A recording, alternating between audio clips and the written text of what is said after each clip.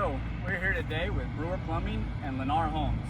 We're here today to talk to you about trench safety and excavation safety. We invite each one of you to join us and your local builders for the trench safety stand down in the month of June, in conjunction with Arizona Doug Ducey's executive order signed back in 2021.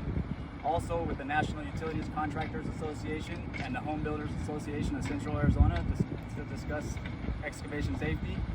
In residential construction, there are some common excavations including underground, dry, wet utilities, as well as vertical construction, working involving soils, water, gas, electric, fence footings, and pool excavations.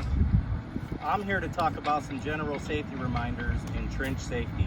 The first thing to remember is the 5-4-3-2-1 rule. 5. Trenches over 5 feet require shoring. 4. Excavations over 4 feet require ladders for egress and access or sloped entrance. 3. If you have a ladder in the trench and the ladder must extend 3 feet above the top of the trench. 2. Spoils must be kept at least 2 feet away from the trench edge to help things from falling in the trench. 1 is always to have a competent person on site. In addition, is to always be cautious for water infiltration, groundwater, rain, and divert that away from the trench. Always be aware of vibrations from nearby traffic. I'd like to talk to you today about trench collapses and how extremely dangerous they are. A cubic yard of dirt weighs around 2,700 pounds, which is like a small car falling on top of you.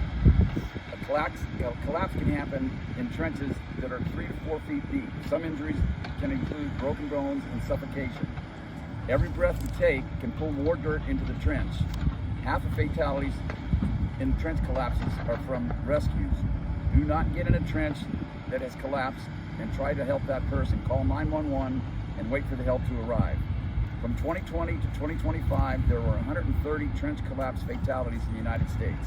In 2025, there were 17 total fatalities in the U.S. due to trench collapses. Arizona had 1 death in 2025.